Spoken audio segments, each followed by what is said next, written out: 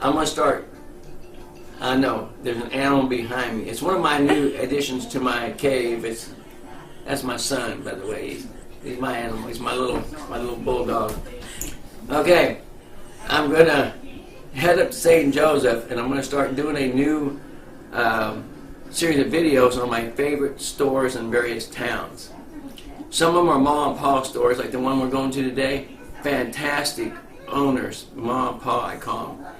And it's a little store, very small. But man, what he don't got, he can get. He can order for you. So I want to let you know that I go there because he's a great person. He's knowledgeable, and he's got fantastic stuff. So let's get on the road and get it done. Guys, well, here we are in St. Joseph. Up here on the left is Critters. That's where we're headed. It's a little mom and pop store, fantastic little place. Their selection isn't great, but believe this, if you want it, he can find it. And he's not that expensive. We got two of our best pets from this little store right here. It was Serafina, our female king snake, and Dante, our male king snake. We got them right from here. This is the place. Yep, we're going to go in here and have a talk and kind of chat with them, see the place, see how's it going. So, we're going to go in. Hey guys, here we are. We're in the store. This is my favorite store in St. Joseph. Little mom and pop store. But I tell you what, this store has got, we bought our two best pets, like I told you from here. Serafina, our king snake, and Dante, our other king snake, our male and female king snakes. We bought them from here. They're huge now, as you've seen before. Over here we have the owners. Hello. I'm Mike, and this is my wife, Catherine. Hello. Yeah. Go ahead, Mike. Tell us a little bit about your story, about how you got into this and stuff. Well, my background was a degree in chemistry education from Missouri Western, class of 78. And I had worked for many years in managing movie theaters for Dickinson Incorporated out of Mission, Kansas. But we were avid fish hobbyists, and between the two of us, we had quite a bit of experience with different types of animals. And when the previous owners offered to sell us the shop in 1991, after some initial trepidation, we decided to take the plunge, and we've been happily engaged in pet retail ever since. It was at first a very steep learning curve, but after pestering my veterinarian at Twin Pines half to death, we felt like we got a handle on it, I don't know, a couple hours ago, after 26 years. And in 1995, when we lost our lease at the original location at 3007 North Bell, where the shop had been in existence since about 1974, we purchased our current location and moved in between Christmas and New Year's of 1995. Wow. Hey, why don't you show us a little bit what you got? Show us your tanks here and stuff. Okay, yeah, here we've got a couple of display tanks that greet people when they first come in the store. We had these built into the wall because I thought it would just look cool. Fish in these tanks. This one on the left is a community Tetra tank with live plants, which we like. Those fish are have been in there for anywhere from a few weeks to a couple of years. And the fish over here, most of them in this mixed cichlid tank, have been in here up to 10 years. The red scribbled gold severum is pretty impressive. The big silver dollars, you don't see them that size very often. No, everybody confuses them with piranha, which they're related to. They're kind of a cousin. And the pink-tailed Chelsea is actually in the Tetra family, but he's way too big to be with most tetra's. Oh, heck yeah, look at the size of that. Most people have never seen one that I have not large. seen one that large, no. Once I was fortunate enough to see like a 200-gallon tank that had a school of 9 of those in it. It was pretty impressive. I bet. Then you come back around to the south, and we have our aisles for our fish food and fish maintenance and goods, and the small animal supplies are right here.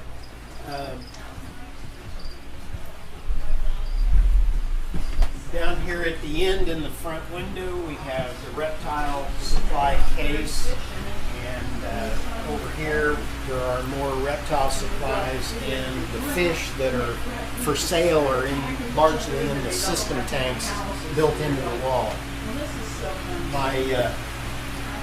My wife's uncle was a cabinet maker in Columbia, Missouri, before he moved back up here. And he did this cabinet work, and I designed the filter system and the tanks and everything. And another uncle helped me put all that in. We recently changed almost all of our lighting to LED, and the filter system was built in. It's built on a 100-gallon galvanized stock tank. I've learned an awful lot about metal coatings in an effort to keep this from rusting in. There are dual jacuzzi pumps run this thing, and it's possible for me, if one pump were to fail, it's possible for me to do some minor flow adjustments on the different tanks and shut that pump off and remove it while the other pump maintains filtration for the whole system. That's cool. I understand that you with the reptiles, you got a breeding thing going on.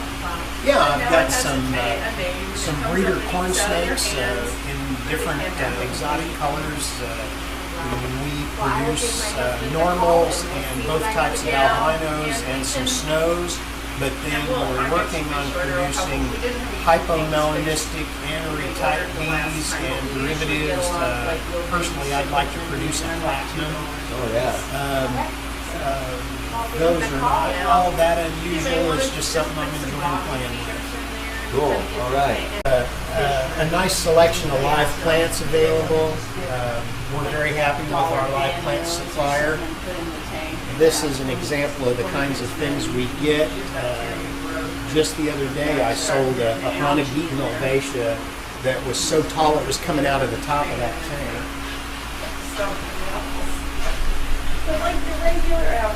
This is an example of one of our display tanks with a live plant community in it to show what's possible and how nice it looks when it's grown and everything's integrated.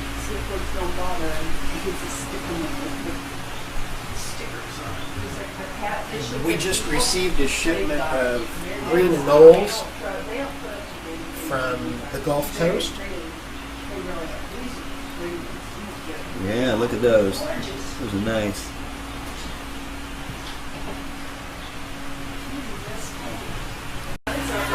You only have to, looks like a couple right now, but here is an aberrant striped California king snake. He's in the back. Again, this is where we bought these snakes. Okay, yeah. We have a pink pearl snow Brooks king snake. He's going to pull it out. I'm going to take a look at that one.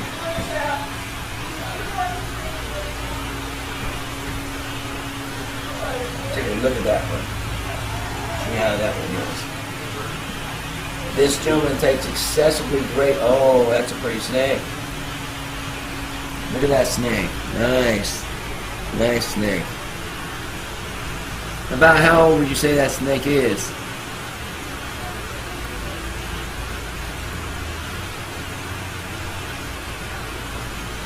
One. All right.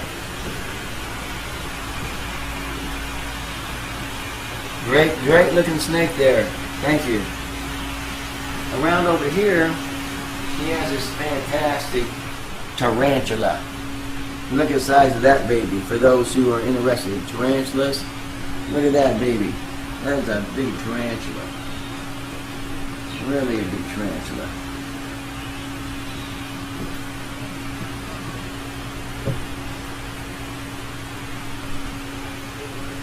Oh, there's one up there. Here's one of the sheds. Look at this, it's a molt. Axolotl. Axolotl. That is an axolotl for people who don't know. They're an aquatic type, almost looks like a lizard. It's a larval salamander that's precocious. It never loses its gills and comes out of the water to breathe air like a normal salamander. It stays in the water for its whole life and becomes reproductive while in the larval stage. Wow. The idea is that they were originally like all other salamanders, but as the climate in south central Mexico became hotter and drier, they couldn't leave the water to live in moist areas on land because an inch away from the water, it's a desert.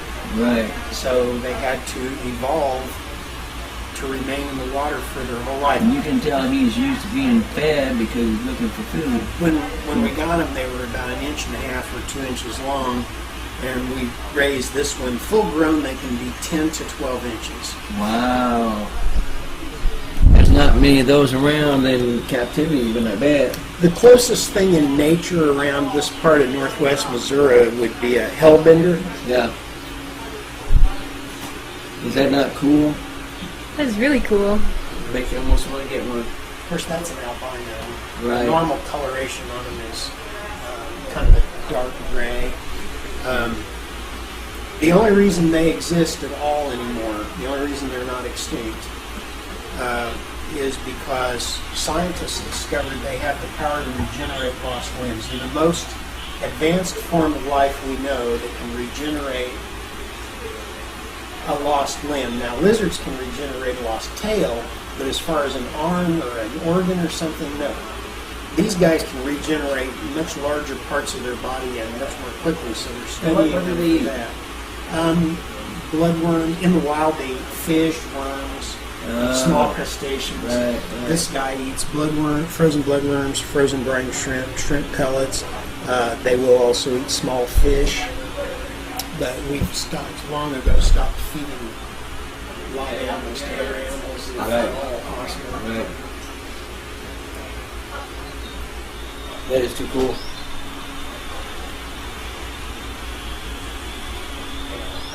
What do you think about that, guys? And their eggs are quite large, so they are where cloning and reproductive scientists start to learn how to manipulate the genetic material in the nucleus of an ova. Wow. Because they're so large, you can almost see them, without much magnification. All right. Now here's his bird collection. He does have fantastic birds. Look at those birds. Through the years, I've hand-fed everything from lovebirds to macaws. Recently, we sold a really nice little Senegal parrot. They haven't here very long, which is a good thing because I was getting attached to it. Right. It was starting to talk. So. And there's some pretty ones back here in the back, and there's those colored ones back there in that. Yeah, that's that bright red one and the hen that's picking up the newspaper down there. Those are the parents of the baby that was just hatched. She's already got another egg in the nest that Daddy's standing on. Good deal. Daddy is an extremely bright red factor male, and the mother is called a mosaic frill. We will change up the pairs a little bit because I can produce a greater variety that way. All right. So your future is you're trying to expand into that breeding snakes and your birds and put some new things out there, huh? Cool. I like that. I like that. All right. And we frequently have more birds and snakes than we currently do, but Easter kind of Right. hit us a little bit. Well, on top of that, I do know if you don't have it, you can order it. Yeah, You're pretty good about finding stuff. Yeah. pretty much. I mean, the only thing I place a limit on myself because I don't like to ship stuff by air if I can help it. Right. I've had through the years I've had experiences with ordering like baby Goffin cockatoos, and they came to me in a plywood box nailed shut, and they were just so traumatized when I took them out that I just said, no, we won't do that anymore. Right. Well, you're the reason why, pets are the way they are, and that is healthy. I mean, you take care of your pets well. That's the reason why I come up here. That's why I like this place so much. Your pets are taken care of. Your animals are fantastic. somebody acts a little off, and if I don't have the materials on hand to make a preparation of medicine to give to them, then I don't have a problem. I'll drive up to see Dr. Sheltnick, and between the two of us, we'll come for our birds, and we try to keep a variety of finches. Here we've got Society Finch pair, and over there's some Spice Finch pair, and then we have a really nice selection of parakeets. I'm also working on breeding some different things. Diamond doves, including the ultimate red diamond dove, and some show quality canaries, which we're working on breeding as well. We do have one baby that has hatched. He's back there, the dark colored one. And Mama is on 3 eggs already. Again. Altogether, I've got about 7 pairs of canaries now that we're working on breeding. So once they all kick in, we should have a real good selection.